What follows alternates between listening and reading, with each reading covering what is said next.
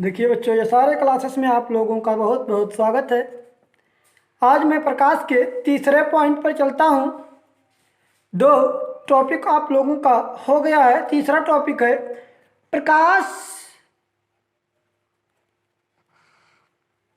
का पूर्ण आंतरिक परावर्तन क्या होता है। Total internal reflection. Total internal reflection क्या है? रिफ्लेक्शन। रिफ्लेक्शन मीन्स परावर्तन, रिफ्लेक्शन होता है अपवर्तन। ठीक, तो अब हमें पढ़ना है टोटल इंटरनल रिफ्लेक्शन के बारे में, पूर्ण आंतरिक परावर्तन के बारे में पढ़ना है दोस्तों। तो देखिए कि ये पूर्ण आंतरिक क्या है? पूरा का पूरा परावर्तन होना, पूरा का पूरा परावर्तन होना। तो ये कैसे होते हैं? तो देखिएगा कि प्रकाश, ठीक है, का पूर्ण आंतरिक परावर्तन वास्तव में एक परावर्तन का ही रूप है। क्या है? ही रूप है, एक ही रूप है। किसका? प्रकाश के परावर्तन का। तो क्या है? आंतरिक जो परावर्तन है वह परावर्तन का एक ही रूप है। इसका एक विशेष शर्त है। वो क्या है? तो देखिएगा, पूर्ण आंतरिक परावर्तन को समझने के लिए सबसे पहले एक क्रांतिक कोण है, उसको समझना बहुत ही जरूरी है। तो आप लोग अब समझ नहीं पाएंगे क्योंकि कभी देखे नहीं है, कभी इसको देखे नहीं होंगे, कभी पढ़े नहीं होंगे कि क्रांतिक कोण क्या है। क्या है क्रांतिक कोण? क्या है? तो सबसे पहले हम ये समझेंगे कि क्रांतिक कोण क्या है। क्रांतिक कोण के ही बात हमें समझ में आएगा कि पूर्ण आंतरिक परावर्तन क्या होता है। तो चलते हैं। देखिए, पहला पॉइंट है, जब प्रकाश किरण किसी विरल माध्यम से सघन माध्यम में गमन करती है। क्या करती है? गमन करती है, जाती है, तब क्या होता है? अपवर्तन के कारण यह अविलंब की तरफ झुक जाती है। क्या होती है? झुक जाती है। जब प्रकाश किरण किसी विरल माध्यम से चलती हैं और सघन माध्यम में गमन करती हैं तो यह प्रकाश के कारण या अर्थात अपवर्तन के कारण यह अविलंब की तरफ क्या होती हैं? मुड़ जाती हैं, झुक जाती हैं। अब देखिए दूसरा क्या है, जब प्रकाश किरण किसी सघन माध्यम से विरल माध्यम में, यहाँ उल्टा है, वहाँ सघन विरल से सघन में जाता था, अब यहाँ सघन से विरल माध्यम की ओर चलता है।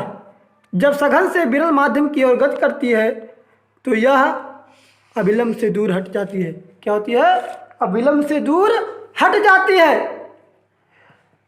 अब देखिए, जब अविलंब से दूर हटती हैं अर्थात आपको यहाँ बताया जा रहा है, देखिए चित्र में, कि मान जाए पानी का सतह है, ठीक है, इस पर एक अविलंब डाल दिया गया है, ठीक है, और वायु ये है, देखिए वायु है अर्थात विरल माध्यम। क्या है? विरल माध्यम है ना, वायु हमेशा विरल माध्यम होता है। और जल, ये नीचे वाला जल है, और जल क्या होता है? सघन माध्यम होता है। क्या होता है? सघन माध्यम होता है। जब पहला देखिए, जब किरण विरल माध्यम से गुजर रही है, ठीक है, तो यह आपतन बिंदु से क्या हो रही है? सीधा ना जा करके ये क्या होती है? अविलंब की ओर झुक गई है। झुकी है ना, देखिए अविलंब है, अविलंब की ओर क्या हो गई? झुक गई। लेकिन यही क्रिया जब कोई किरण सघन माध्यम से चलती है तो अविलंब से क्या होती हैं? दूर हो जाती हैं। जैसे देखिए यहाँ एक सतह है, यहाँ एक क्या है? अविलंब है। अब यहाँ देखिए ये सघन माध्यम है। क्या है? सघन माध्यम है। ये क्या है? सघन माध्यम हो गया, ये हो गया विरल माध्यम। अब सघन माध्यम से कोई किरणें आ रही हैं, ठीक है, कोई किरणें सघन माध्यम से गिराया जा रहा है, तो आपतन बिंदु से या क्या होंगी? विरल माध्यम में यह सीधा ना जा करके यह क्या होंगी, ये इस तरह चली जाएंगी, अभिलंब से दूर क्या होंगी, अभिलंब से ये दूर हट जाएंगी। ऐसा क्या होता है, क्योंकि विरल माध्यम है, इनके कण दूर दूर होते हैं, वायुमंडल में इनके कण क्या होते हैं, दूर दूर होते हैं, इसी के कारण जगह ज़्यादा होता है और कण क्या हो जाते हैं, मुड़ जाते हैं। अब देखिएगा, अभी ये क्रिया है, पानी की सतह हो गई, क्या हो गई, पानी की सतह, या अभिलंब हो गया, क्या हो गया, अभिलंब हो गया। अब यहाँ देखिए सघन माध्यम, ये भी सघन माध्यम है, क्या, सघन माध्यम, क्या है, सघन माध्यम है। ये यह है विरल माध्यम, क्या है, विरल माध्यम है। अब देखिए यहाँ से जब किरण डाला गया, ठीक है, तो यह अभिलंब से दूर हट गया। अब इस किरण को थोड़ा और आगे कर दिया गया, देखिए यहाँ किया गया है ना, अब ये अभिलंब की तरफ झुका था इसमें, अब इसमें देखिए थोड़ा और इसको बढ़ा दिया गया।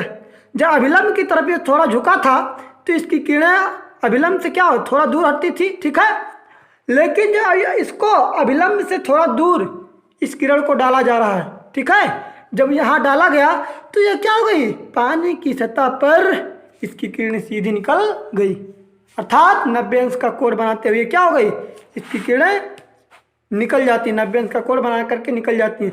जब अभिलंब से थोड़ा दूर पर डाला जाता है किरण सघन माध्यम में और 90 अंश का कोण किरण बनाती है, तो उसी को क्या कहा जाता है, क्रांतिक कोण कहा जाता है। क्या कहा जाता है, क्रांतिक कोण कहा जाता है। समझ में आ गया। अब देखिए, अब क्रांतिक कोण से ही हमारा पूर्णांतिक कोण बनेगा, तो देखिएगा, अब यहाँ पर देखिएगा, पानी की मान लीजिए एक लेयर है, सतह है, ठीक है, इस पर एक अभिलंब है, ठीक। अब यहाँ पर थोड़ा अभिलंब की तरफ, अभिलंब से दूर किया गया था। अब यहाँ देखिए उससे और ज़्यादा अभिलंब किए से दूर करिए, जब अभिलंब से थोड़ा और दूर किए तो देखिए यहाँ 90 अंश का कोण बना था और यहाँ क्या हो गया, जब यहाँ से हम किरण डाले सघन माध्यम में, ये भी सघन माध्यम ही है, क्या है, सघन माध्यम ही है, जल है, ये क्या है, जल है। तो जब यहाँ से किरण डालेंगे तो क्या होगी, जल में ही, ये इधर नहीं निकलेगा, जल में ही क्या होगा, ये परावर्तित होगी, जल में ही क्या होगी, यह परावर्तित हो जाएगी, अर्थात आ रही है तो आपतित है, जा रही है तो परावर्तित है। तो पूरा का पूरा क्या हो गया, परावर्तित हो गया, क्या हो गया, परावर्तित हो गया। जब यहाँ से किरण निकली, यहाँ से क्या हो गई, परावर्तित हो गई, अर्थात यही हमारा पूरा आंतरिक परावर्तन होता है। पूरा का पूरा देखिए यहाँ रिफ्लेक्शन हो गया, इसका रिफ्लेक्ट हो गया ये। अब जब पूरा का पूरा रिफ्लेक्ट हो गया, पूरा का पूरा क्या हो गया, परावर्तन हो गया, तो इसको हम कहते हैं पूर्ण आंतरिक परावर्तन कहते हैं। ठीक बच्चों, तो आज का क्लास यहीं तक, फिर हम इसके बाद का टॉपिक पर कल अध्ययन करेंगे। आज का टॉपिक ये यहीं तक, इसके बाद कल मिलेंगे हम लोग इसी समय। धन्यवाद।